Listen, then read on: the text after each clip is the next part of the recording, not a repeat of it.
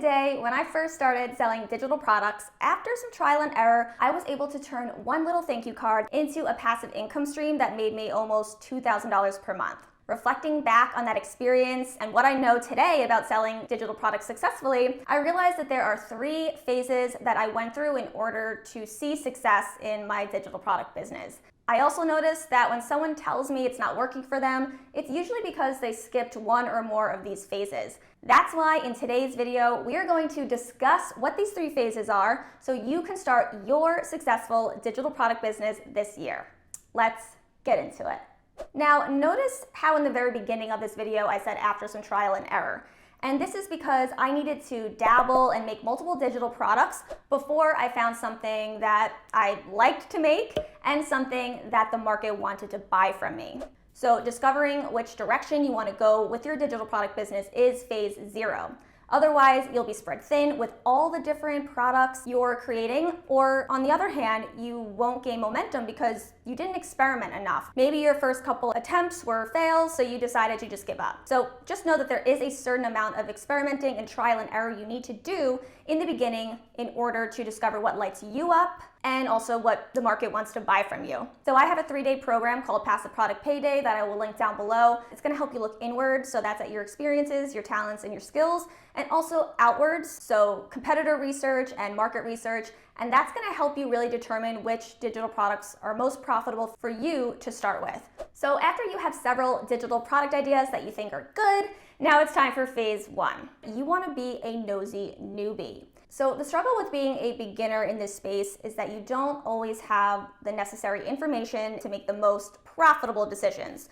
So yes, you can use your own creativity and your own insight, but if you don't know your target audience intimately, then it behooves you to be a nosy newbie and conduct competitor and market research. Here are some things you can do while conducting competitor research. Number 1, you can look at the commonalities amongst the best sellers. So that's the similar styles, colors, and even what additional things they're offering in their listing. For example, maybe they're offering a how-to guide or just something additional that they're including. You also want to pay attention to what they're highlighting. What is the big benefit of their product? What are they saying about it? Another thing you can do is look at the feedback that customers are leaving them. So this includes the 5-star reviews and the negative reviews. So what are they saying about the product in the 5-star reviews? What do they really love about it? And how can you implement that in your product as well? What are they saying negatively about this product or their experience? And how can you make it better? Okay, so next, let's talk about market research. There are so many ways you can do market research, and I will link a video down below where I talk about using Marmalade, the Etsy SEO research tool for this. But this also looks like seeing what types of things they are searching for on the internet as it relates to your digital product idea. One of my favorite ways to do this is by looking on Pinterest. So I'll be typing in a keyword and seeing what populates in these search results. For example, if I'm typing in Instagram and I see that Instagram captions is the #1 thing that populates in search, then I know that people are looking for Instagram caption ideas. And this could give me some insight of some additional things I can throw in my product if, let's say, I'm creating Instagram templates.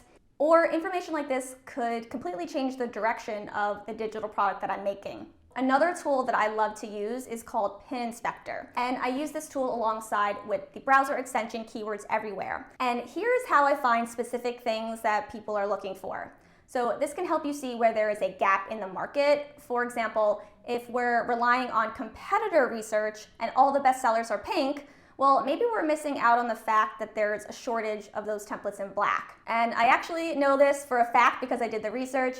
And you can see that Instagram highlights in black is highly searched for, but not a lot of people are creating them. A lot of people are just creating a lot of pink and neutral colors. So Pinterest and Pin Inspector can be really good tools to do market research, so you know you're on the right track of creating something that the market really wants. And of course, you always want to mix your research with your own personal experience and intel, because I believe that's truly how you make your product stand out and what helps you develop a strong, unique value proposition.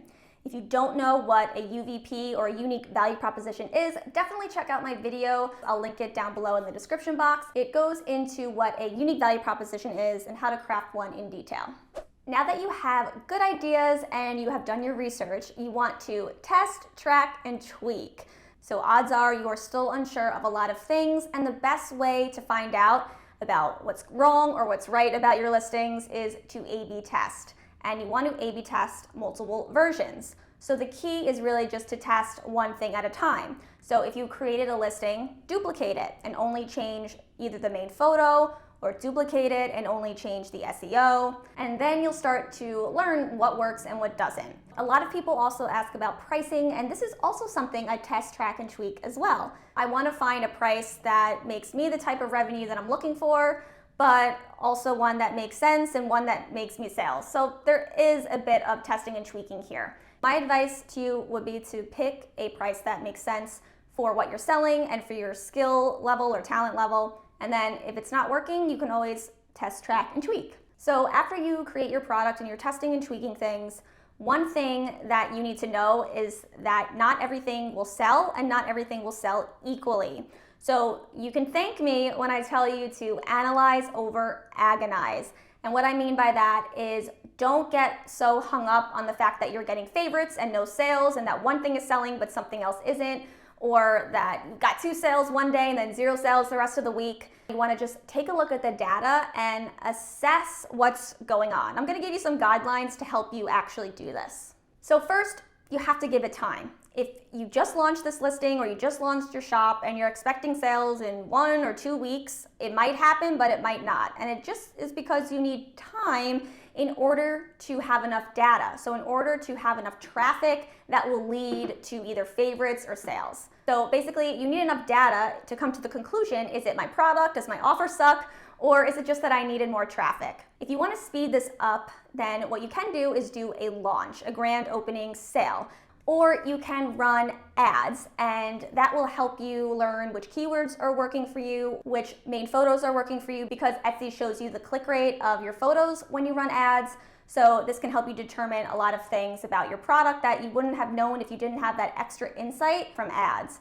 Though you might not make all of your money back or your profit might be very low, I do think that running ads can give you a lot of information and can get you that initial traffic to see what is working for you and what is not. But let's say you do have data, you do have enough traffic, so anywhere from 100 to 200 visits on a single listing, and you're still not getting sales. Well, here are the most common reasons that I see why people are not getting sales when they have enough traffic and data.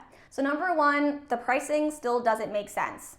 Number 2, you're in a competitive market, but your unique value proposition is not strong enough. Number 3, the listing photos and descriptions are missing important offer details like benefits and features, how it will actually work after they purchase, photos demonstrating how the product works, etc.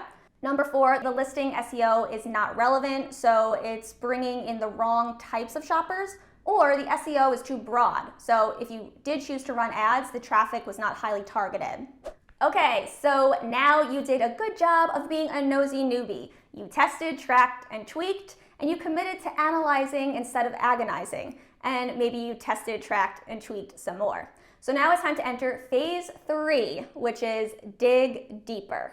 Now at this point, you should have already started getting more visits and more sales, and now you have messages from shoppers and customers either requesting things or asking if your product can also have or do X, Y, and Z.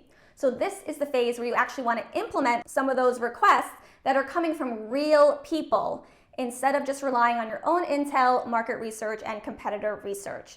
Now, listening to your customers and your shoppers and implementing their feedback and their requests will really help you start to make those sales. And the beauty of this phase is that you no longer feel like you're guessing because you have people in your inbox actually telling you what they want to buy from you. So this is exactly what I did with my thank you cards, and guess what? Not only did I make more sales when I did this, but I was able to increase my prices.